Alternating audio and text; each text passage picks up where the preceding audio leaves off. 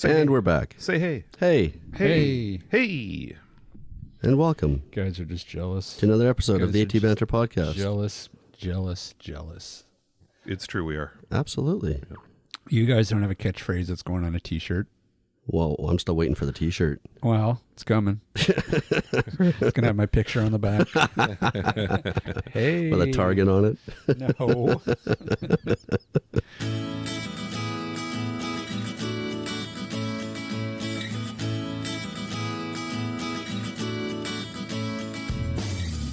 This is the AT Banter podcast, a balanced and entertaining look at assistive technology, accessibility, and its importance in people's lives. Join Rob Minot, Ryan Fleury, and Steve Barclay as they banter with people around the world about anything and everything regarding assistive technology and the disability community. Now, on with the show.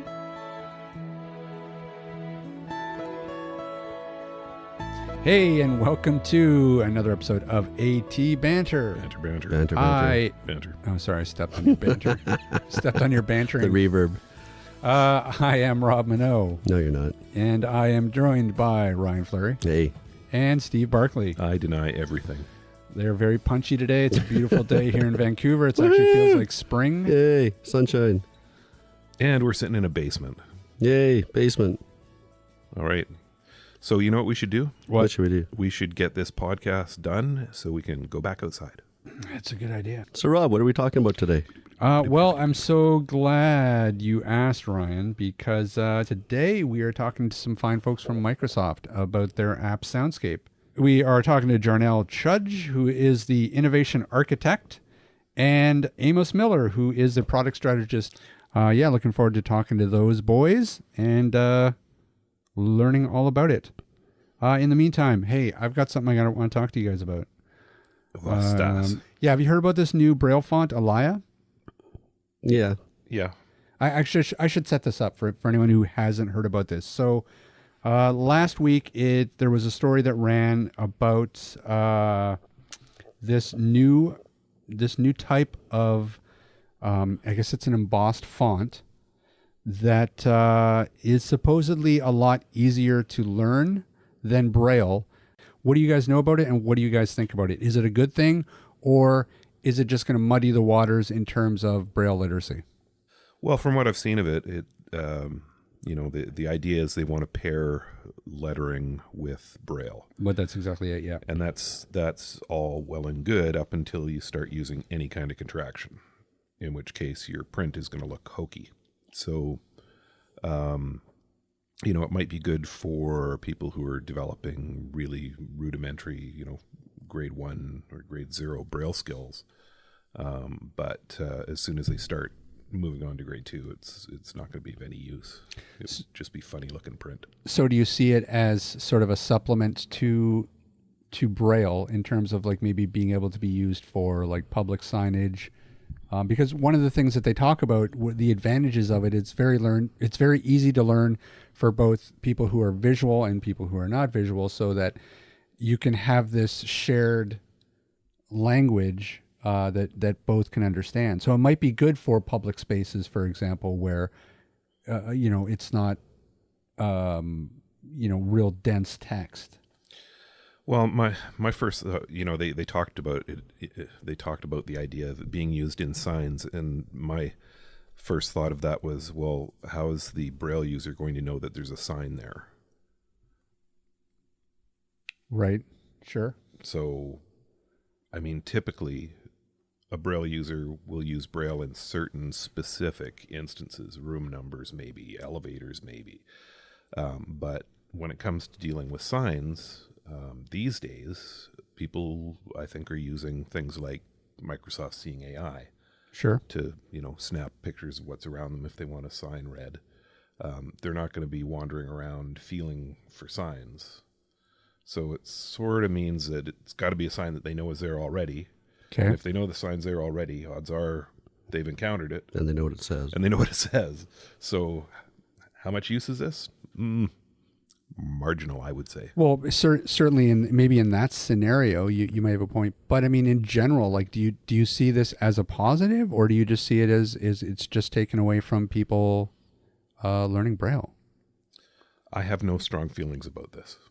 Well, you're not going to be very interesting to talk to. Yeah, and I don't really either. My first thoughts were, great, here we go, another reading system. Like Steve was saying earlier, maybe for somebody who is elderly and lost their sight later in life, they're not going to spend the time to learn Braille. So something like this might be a quick and dirty way of them being able to label things in their house. But again, there's other ways of doing that too. So I don't really see it going anywhere, but I could be wrong.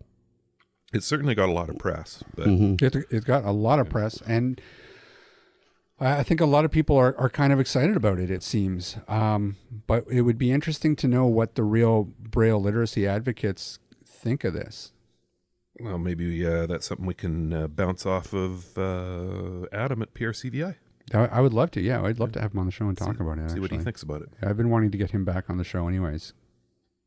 We're booked until end of June. All righty then.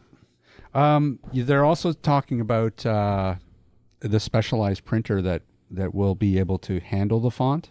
A $200, I guess, modified HP printer that uses. It sounds like it's sort of a, what do you call it? Swell touch paper that embosses. We'd have to see an example of it and just see how easy it is to actually read or figure out or learn. Yeah. Again, like, I don't know. I just, Braille literacy for the last few years has already had an uphill battle because of things like screen readers, because of things like phones and other devices that'll read for you. Right. So, I'm hoping that this isn't yet another, shortcut that people are going to be tempted to take, because at the end of the day, and the other downside of this font is that it also takes up a lot more real estate on the paper. Yeah, it was large. Yeah. It's not nearly as condensed as Braille. So the idea of brailing a book or even a long newspaper article with this is just not viable, I don't think. I mean, I think that, probably one page of text would probably take 10 pages of this particular font. We shall see. Not excited. This will make you excited, though. What's that? Let's bring on our guests. Oh, yeah. I'm excited about that. Joining us is Jarnail, Chudge, and Amos Miller. Bring him in. Well, listen, guys, thanks so much for joining us today to talk about Soundscape. It's a pleasure. Thanks for inviting us. It's looking forward to it. So, listen, why don't we just start out and just giving us a broad overview just on what Soundscape is and how it works. Oh, okay. So Soundscape essentially is a piece of technology that we've been working on now for a few years. It started off in very close collaboration with Guide Dogs here in the UK. And the relationship with them centered essentially around how can we use technology to empower people, in particular people who are blind or low vision, be more mobile, be more independent, and be able to do the things that everybody else is able to do, have access to the same services, experiences, and facilities. And that's really been the driving ethos, the driving philosophy behind what we've been working on. And as you can imagine, over the years, we've done a hell of a lot of research to really understand, well, what counts as an empowering experience as opposed to merely developing technology for the sake of technology. And as part of the process, we made sure that the research that we carried out involved people who are blind or low vision, and we spent a lot of time with them as designers when they're out and about, going about their normal everyday life activities, their normal everyday routines and so on. But we had the added advantage in many ways of being able to work very closely with mobility instructors from Guide Dogs, from orientation and mobility specialists. And the coming together of these different people, perspectives, and experiences really enabled us to make sure that the research that we were undertaking was, I guess, multi-layered and enabled us to start to get at, I guess, some of the unarticulated needs of everybody, not just people who are blind or low vision, particularly when it comes to how do we increase or grow our awareness of the places we're already familiar with, and indeed the places that we're less familiar with. And we wanted to really use technology in a way that was natural, not intrusive or invasive, but very intuitive to use as well. And as part of that process, this is where we really sort of, I guess, considered using 3D sound or spatial audio to enable a person to have a much better sense of where they are and what's around them. And in this way, being able to very quickly get their bearings, because the items that they would have access to from their environment, the points of interest, the landmarks, the intersections, whatever else is out there, would actually appear from where that item or that point of interest is relative to where that person was. So, for example, if you're walking down a road and the library is to the right of you and the station is to the left of you and the civic hall or town hall is behind you, you'd actually hear these items from their respective positions relative to you. And if you then suddenly turn left, it's you, the person, who has changed your position in the world. Those physical spaces and places are still where they are. And instead now you'd hear them relative to where you are. And it's because we've been able to, I guess, develop a way of being able to determine where a person is and then call out these points of interest relative to that person's position in a very dynamic, very fluid way, that a person suddenly starts to have a much greater appreciation of where they are and what's around them. So that hopefully gives you, I guess, a little bit of a sense, a little bit of a flavor of some of the rationale behind Soundscape, what's been driving us in particular over the last couple of years, and in particular the innovative use of 3D spatial audio, 3D surround sound to just help you better connect with where you are. So can you give us an idea of say, like a situation or even just like maybe like a mini case study on just how a user would use a Soundscape? I can jump in here and maybe give maybe a sort of very standard and then maybe a couple of examples of maybe less standard use scenarios. So the typical scenario is that you are sitting somewhere or getting off a taxi, let's say, somewhere, and you first want to get your bearings of, let's say it's a semi-familiar area, you know that street, but you want to know exactly where you got dropped off. So you might get a quick snapshot of key landmarks that are right around you and say, okay, I hear that the bank I'm familiar with is over there, the station is over there, and some shoe shop is over behind me. So I just a quick orientation, I can also figure out what street I'm on. So that's more orientation, figuring out the space in a very quick and non-intrusive way. What I mean non-intrusive is you might be alone, you might be with a child, a friend, or whatever, and we don't want that technology to get in the way of that. And we can talk more about that later on, because that's a really important aspect of Soundscape. Then you'll be heading, let's say, to a nearby cafe or a nearby business or to a bus stop or whatever that is. So the way that you would do that with Soundscape is what you do is you'd place a virtual or a beacon on the destination or the landmark that you want to keep an eye on. Let's say it's a cafe, you'd place an audio beacon on the cafe and you'd hear it through your headphones, and it's important to wear stereo headphones to get the full effect. You'd hear that audio beacon emanating from the direction where the cafe is. not going to tell you how to walk there. Unlike step-by-step instructions, it's just going to give you a sense for, okay, it's in front of me and to the right, somewhere around 150 yards. That helps me. I can figure out with my dog or with my sighted guide or my cane or whichever way I get around.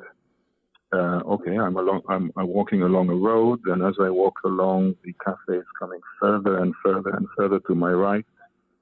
Now I need to find a place to turn right so that I can start walking down the road that's going to get me closer to that cafe. So it's that kind of spatial-based orientation that you do, and all the while hearing other landmarks that appear in the space around you. And what, for example, with that very simple scenario, what we find with people who are experiencing this, and it takes a bit of skill to sort of get to really notice everything, but people very quickly build a mental map for what the route that they've been on and the space that they're in a very easy, intuitive way. If you ask them when they arrived at the cafe to draw a little map of the route and where they've been, they're very quick.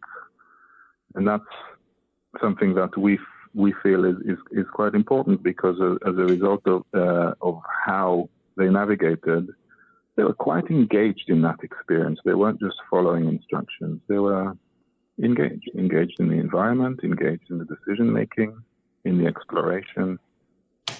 So I hope that gives you a bit of a flavor for sort of the core experience. So what strikes me as something that's very different that Soundscape does is that it very much strays away from this idea of step-by-step directional instructions, because obviously there are a lot of other mobility GPS apps that do that very thing. When you guys first started developing the app, was that always the plan to do something that was more of a, like you said, non-intrusive sort of supplement to navigation? That's a great question. And I think one of the sort of lessons that we've learned through the journey that we've been on over the last couple of years, and how we've been able to apply that, is essentially that transition almost from an approach which, in the first instance, focused on purely delivering information in 3D audio so that you'd have increased awareness simply of the environment that you were passing through because of the way the information was being delivered to you. But nonetheless, a person was still, to some extent, being prescriptively told what to do, as is, I guess, the way that majority of routes are currently taught. What we also learned from that particular phase that we were working in was people loved getting access to the additional information, and in particular way that it was presented, by having it come from where that object or place of interest was. And that was certainly what we had hoped would be the case. But equally, people came back and said to us that this made them feel more connected to the places that they were passing through. This made them feel more present and more aware of what was going on around them. And in many ways, the sort of prescriptive turn-by-turn guidance became less important. And that's when we sort of decided to make a significant change in our whole approach, and focused instead of, I guess, replicating or emulating turn-by-turn navigation-based directions, but more focused on helping a person find their way. And instead, how do we provide the right information so that not only the way the information is presented to them, but where it comes from, the type of information that's called out in the environment, enables a person to build that rich mental picture of where they are and what's around them. And they know where something is relative to them. They know the kind of environment that they're passing through. And therefore, they're able to determine how they want to get there. So it does require, I guess, a little bit of a change from what a person may have been previously taught. it does require adapting to taking greater control over your own experience. It doesn't in any way demote the importance of using the cane or the guide dog. Those are still the primary tools that we emphasize. What Soundscape does is provide an additional layer of information on top of that enables a person to certainly be more independent and have a completely different kind of experience. Yeah, absolutely. I mean, I can understand that. I mean, generally, when you look at a lot of the different types of mobility apps that are out there, there really is no one perfect solution. And probably the best way to approach it is, exactly as you say, that each one provides a different layer of information, all working together in order to produce the best possible solution in terms of doorstep to doorstep navigation for the visually impaired. Let me ask you this then: was it a real challenge when you were developing it to walk that fine line of being able to use the audio for navigation, but then but to build it in a way that wasn't really overpowering, so that it was intrusive to the sort of the day-to-day navigation? First of all, it has been a learning experience with lots of light bulb moments on the way, and I would say it's continuing to be. The jury is still out. We're not. This is the first opportunity for Soundscape to be in the hands of people out there, really getting the experience, and we really are intrigued by what people are making of it. And using AR in this way, or augmented reality with sound, to help you build a richer awareness of your surrounding hasn't really been applied in this way before. So it's very much a learning process. One of the virtues, if you like, of the use of 3D sound and the notion that you can hear information and hear sound, but because it's played in 3D sound, the brain actually allows you to ignore it. You don't have to attend to the information that you are provided. So you'll walk along and you'll hear "Ding, Starbucks."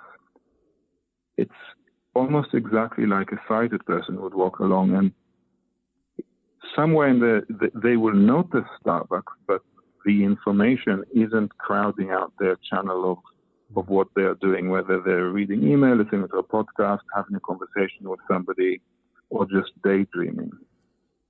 And the 3D audio in its core really tries to play out on that opportunity of not crowding out the primary channel that your brain is currently on. But if you heard something that was of interest to you, you would be able to immediately switch your attention and attend to it. Let's say it's the place that you're looking for, or it's a 7-Eleven store that you meant to stop by to buy some milk. So those kind of impulsive reactions to the information are still possible. And those are the kind of ideas that Soundscape starts to enable. And I use Soundscape a lot with my family, with my daughter in particular, and we'd be walking around Seattle downtown, or we went to Victoria on Vancouver Island a few months ago, and we'd be sitting in a cafe somewhere, and I'd bring up Soundscape and go down to the things nearby and say, "Hey, here's a museum that I read about. Why don't we pop over and have a look?" And I'd turn on Soundscape, and we'd be walking along completely engaged in conversation. I'd know where the museum roughly is, because I can hear the audio beacon playing from that direction. Because it's non-verbal, it's not distracting our conversation.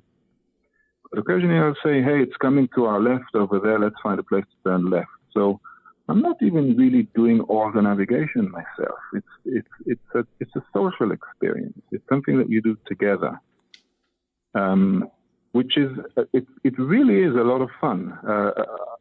I've been doing it in San Diego at CSUN with one of my colleagues, and we'd cut across parks and cut across. The GPS would take you down a busy street, but Soundscape, because you know where the Hyatt is, you can kind of make your way very dynamically there. So it's all of those aspects that are built into the design are things that we have evolved and developed over the evolution of the design. So this is based on GPS. So presumably it has about the same accuracy level as any other GPS app. Is that correct? It doesn't have magical accuracy. What it does, what we do is we make we try to be very transparent with the user about what level of accuracy they can expect. And it's not by telling them how accurate we are. We just don't. So, for example, you asked about step-by-step instructions and route guidance. What we found quite early on is if you place the beacon along the route that the person would have to walk down, because of the inaccuracy of GPS, sometimes, half the times the beacon will actually sound like it's coming from the middle of the road because of the inaccuracy of GPS and not knowing exactly which side of the road you're on. And what we saw with users is that they'll almost ignore their own intellect and mobility skills and would walk into the road because that's the direction they hear the beacon from. Yeah? And that was a stop sign for us, even at that point, that it doesn't matter how much you encourage people to pay attention to their own mobility skills. If they believe that the system is more accurate than it is, they will make some silly decisions. And so walking that fine line of working with the technology and making sure that the users get appropriate information that is appropriate, that is transparent and clear, has been a very important factor. So, for example, if you get very close to a building, we all know that GPS will start bouncing around quite significantly, and your ability. So we are gracefully saying, okay, at this point, user, it's over to you and your mobility skills. We turn off the beacon. We don't tell you that you've arrived because you haven't arrived. But we say, okay, over to you. So that transition between machine and human is very, very clear. Yeah. Now, can you talk to us about what data source do you actually use for the GPS aspect of it?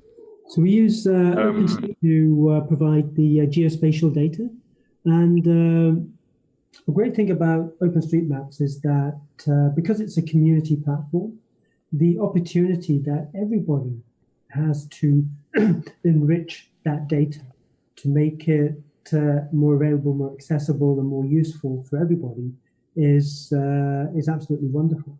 And equally, the level of granularity that it provides with respect to things like benches and bins and areas where, for example, a person would spend their dog, all of these become really, really important.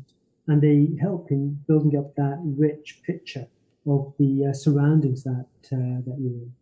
And we also use some of the more readily available APIs for address lookup and so on. But certainly at the moment, the main source of geospatial data that we use is OpenStreetMaps, and it has wonderful coverage throughout the world. Tell us a little bit about the development cycle itself. How long did it actually take to sort of develop the app?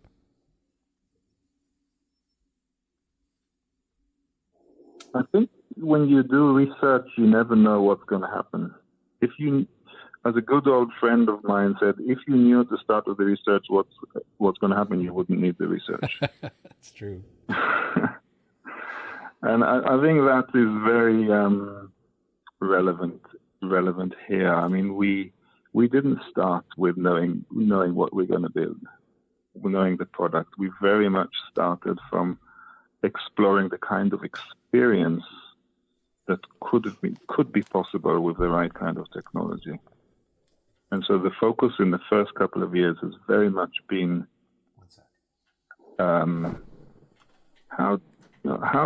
does a family with a blind person as part of that family would go and have a picnic in the park and go over to the cafe and get an ice cream and come and bring it back and really start to explore those daily experiences that everybody experiences and say, okay, that's how is the person feeling at this point? Are they feeling empowered and independent, or are they feeling dependent and not in control? And how could that experience change? And we really iterated on that for a couple of years before we even landed on, hey, what technology is going to be. I remember some of the early days when we were, to all intents and purposes, just hacking away like crazy. We had this belief that using sound in this way, because of the way that we're naturally attuned to process it, would be really, really interesting to pursue and explore further. And Amos will tell you, back in the early days and you have to remember, this technology, particular sort of 3D spatial audio technology, is still in its infancy. But we know that things like sensors and GPS, etc., are improving over time. Right. Certainly, a few years ago, one of the things that we used to do with trying some of these ideas out was, for example, we'd stand colleagues around in the 4 cardinal points, and we'd call out things like Starbucks, library, town hall, train station, and we'd ask Amos to take a walk from one place to another, and we'd already sort of planned what we were going to say when, and we wanted to see how Amos would respond to that. We wanted to see how Trevor, his guide dog, would respond to that as well. So, back in the early days, we were just doing these very rough and ready field sketches in order to try and deepen our understanding of what's the right way to design a human experience around what we think is incredibly powerful and inclusive technology. And from those origins, from those beginnings, as our confidence grew based on the work that we were doing, in particular the engagement with guide dogs and the feedback from end users and trialists, as we started to produce more and more, I guess, high fidelity, richer prototypes, that's when we sort of started to hone in on, well, what are the core elements that make up this experience? The sense of knowing where you are, the sense of knowing what's around you, the ability to be able to have that confidence to place a marker on any item in the environment and then know that you can make your own way there, knowing that you'd get information about intersections, other points of interest, knowing at the same time that if you were with somebody, you could carry on a conversation with them. You could enrich their experience because you have access to information that they don't. So yeah, as Amos said, we're still learning, and there is still so much work to do in this space. How does it work at Microsoft when you come up with an idea like this, and do you go to somebody and say, hey, we want to surround Amos with people and holler things at him? I wish life was that.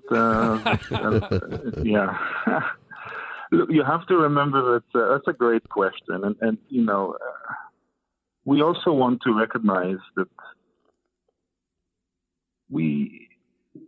this is not about getting to the top of the App Store over 3 days and be the best app for a period of 3 months. The ambition has started very much from having a material impact on independent mobility for blind people in the long term. And it's not going to be an app. It's an ecosystem, and an app or certain technologies would play a role in that, and we'd like to see technology doing that. And that's kind of when we think about Microsoft. We work at Microsoft, Jarnail and I. We for the best part of the first few years of this project, this has been an evenings and weekends ambition. But people in Microsoft recognized that the ambition is very central to the mission of the company, empowering every person on the planet. And over time, we were successful in getting more support and more funding, and it was incredibly powerful. The collaboration with external organizations such as Guide Dogs in the UK and a government organization along the way as well, and retail organizations, to really start to build that momentum. And it evolved over time to being something that, hey, this could actually be a product that Microsoft ships. And step by step, I guess.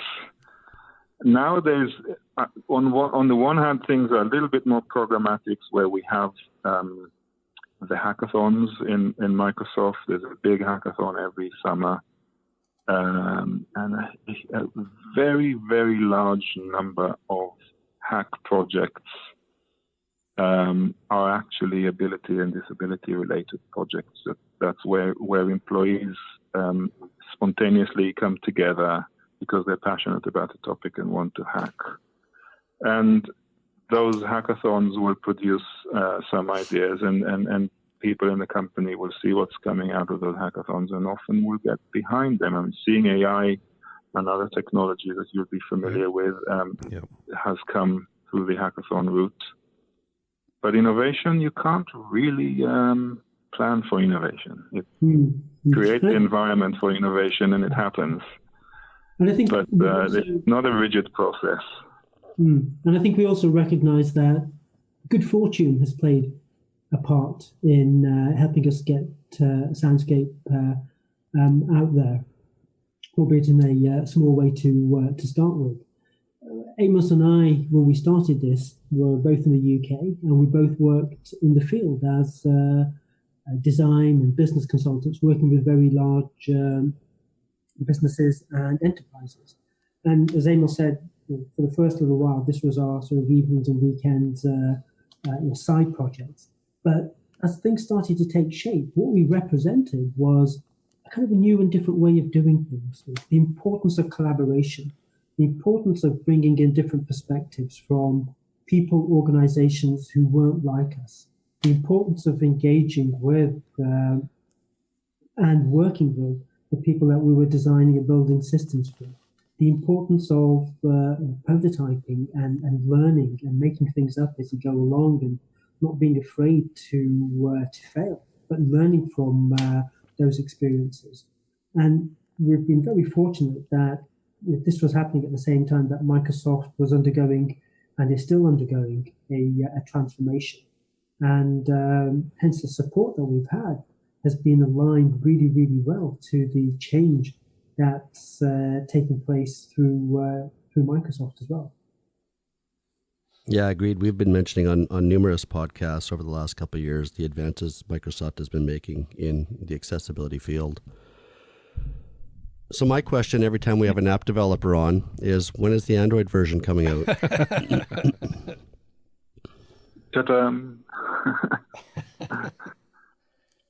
So it's a great question, and obviously we can't answer it. What we can say is it's, when we went, I would be honest, when we went into market 1st of March, at least in the US and the UK, it was, we were apprehensive.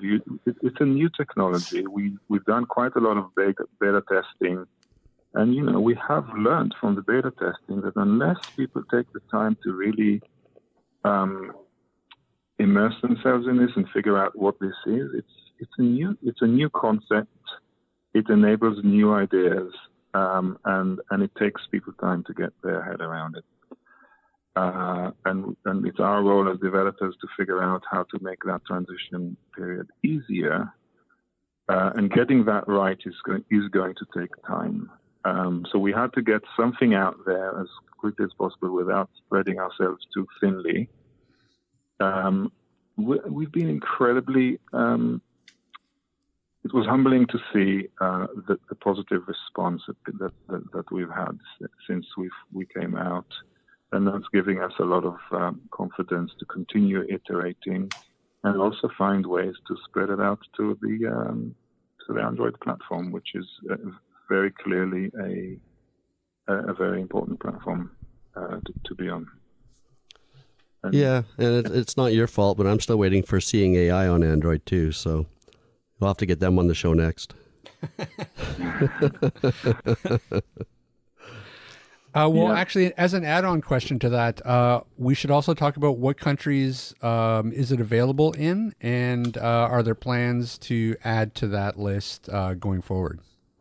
Yeah, currently it's available in the UK and the US.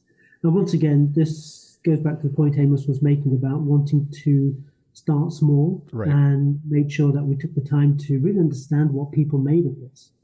But certainly it's our desire to broaden the range of countries and eventually languages, but do so at the right time.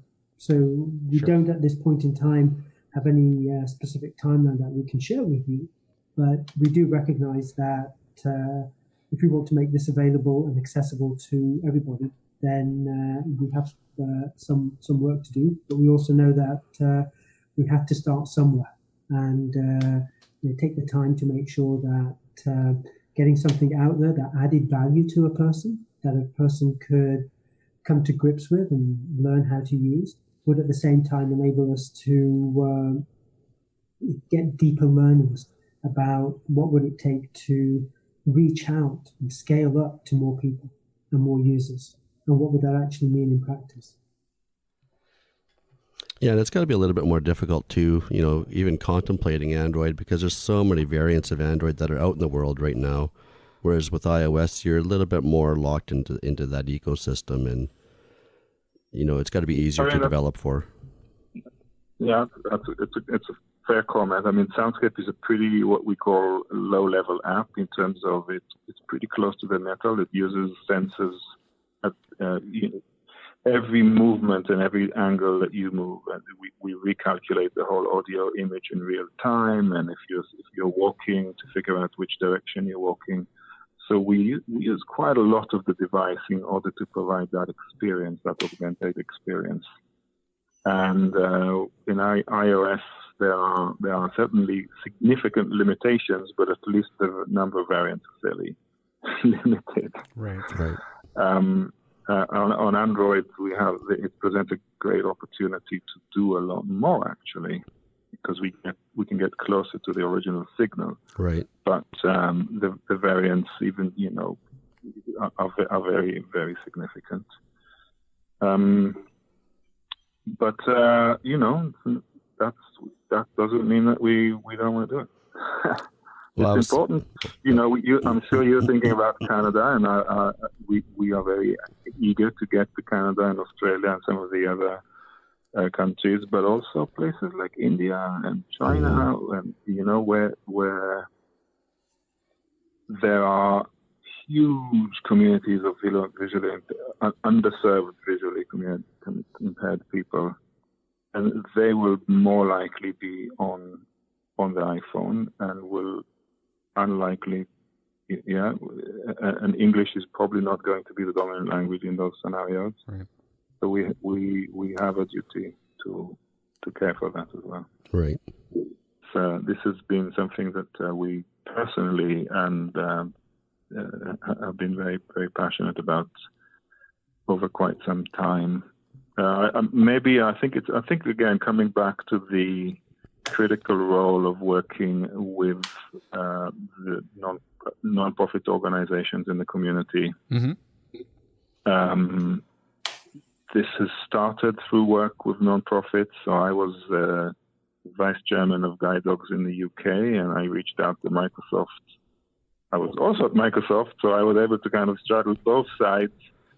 But that's where it started, and that's where it's always going to working with the non-profit organizations to really figure out how technology can accelerate individuals' own personal mobility journey. So people who recently maybe have lost their sight due to aging or some condition, and are starting their mobility journey and trying to figure out how to build some confidence to get out of the house, maybe on somebody's arm to start off with, all the way to people who are already fairly confident and just want to develop their mobility even further, and how technology can really become a resource to the organizations to help them be more effective and help accelerate that process. And that's a journey that's going to be that's important for us, and we urge and encourage NGOs to reach out, and we will look for any way to support them in understanding what this is about, getting feedback and iterating on doing the right thing, and helping them scale and be successful with it. Well, let's talk about that a little bit. Where can people find Soundscape itself, and if people do have input, where's the best place to reach out and share that? So our website is on aka.ms/soundscape. You just type in aka.ms/soundscape. And there is a lot of information on the website about what Soundscape is and how to best use it. And there is a email address, soundscapefeed@microsoft.com. All in one word, soundscapefeed@microsoft.com. And we're on the other end of that email, and we encourage people to reach out, share feedback, make contact, look for opportunities to collaborate. Those are probably the best 2 points of engagement and contact. Wonderful, and we'll make sure that we also put those in the show notes as well. Thank you. And some people confuse add an S at the end of Soundscape, but it's Soundscape without an S at the end. Okay. And of course, you can find us on the App Store simply by searching Soundscape or Microsoft Soundscape.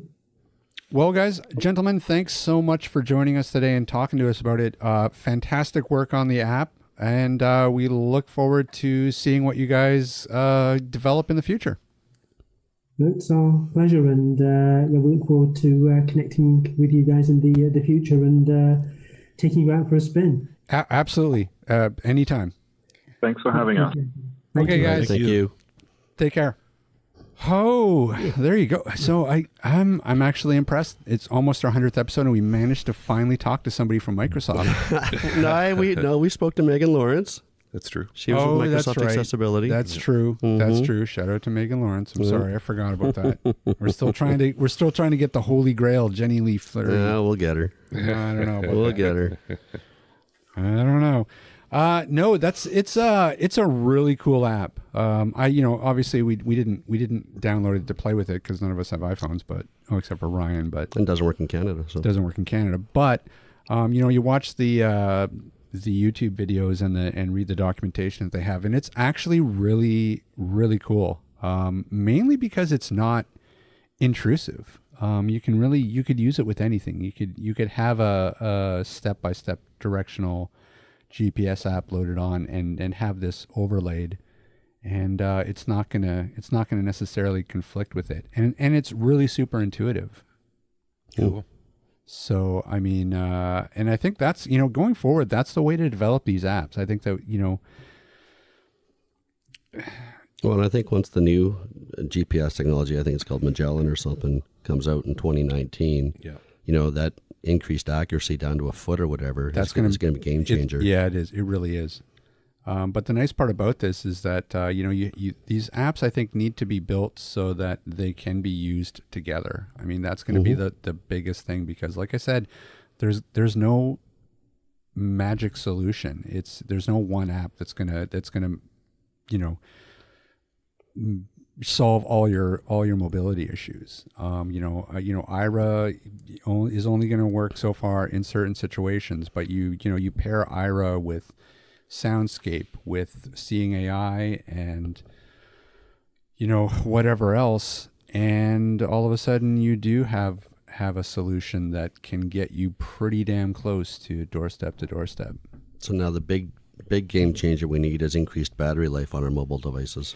Yeah, I wanted to ask that question, but I thought better of it. I am curious to know what kind of a battery draw the app does have, because it sounds like it is doing a lot. Mm-hmm.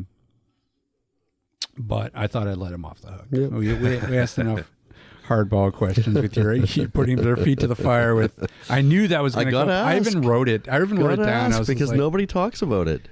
Well, look, you got to start somewhere. We're a population too, and yes, I agree. Yeah, they have to start somewhere, and a lot. Majority of blind people are on iOS. I understand that. Yeah, you gotta. And it's that's the way to do it when you're developing an app. You start small and then you start scaling it out, and so I don't fault them for that. No, me either. But I had to ask.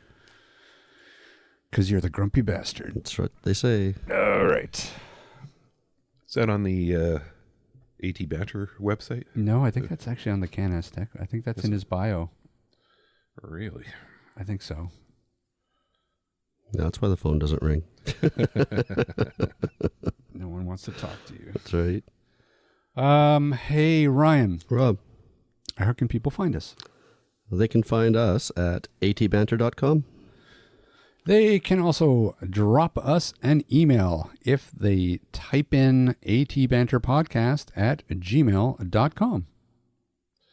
And rumor has it we're also on Facebook and Twitter. And Instagram. Oh, and Instagram.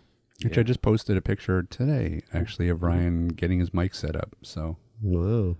Yep. Nifty neato. Oh, hey, Steve. Hey, Rob. Hey, where can people find Canadian Assistive Technology? Hey, people can find good. Why are we saying hey? People can find Canadian Assistive Technologies at www.canassTech.com. CANASSTECH.com. What about Rick Chant? Rick Chant, our funky owner of Chaos Technical Services, the place you can get all kinds of AT stuff fixed, is at www.chaostechnicalservices.com. It's all one big word. No underscores, no dashes, no nothing. Wow. Man, we've got that down to a science. These outros are just roll off our tongues. Flying off the shelf. Yeah. Yep. We are professionals at this point. Almost 100 episodes in. Yeah. Almost. We're so close. 99. We're so close, unless all of Ryan's equipment blows up in the next week. I have Amazon Prime. It'll be replaced in time for the next show. We're going to make it. I think we're going to make it to over the... Worst case scenario, I run down to Long and McQuaid and buy one on the spot.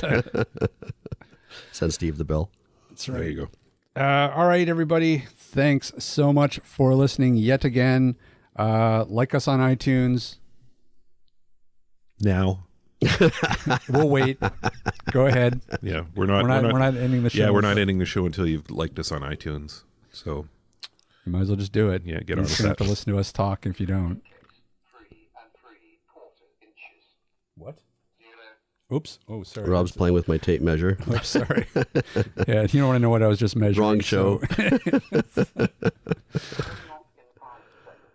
Okay, thank you. What is this, from Australia? No. It sounds like it. My HQ started. Uh-oh. Uh-oh. Okay, all right. Well, we better sign off soon. Gotta go. Okay, bye. All right. Thanks, everybody. And we'll see everybody next week.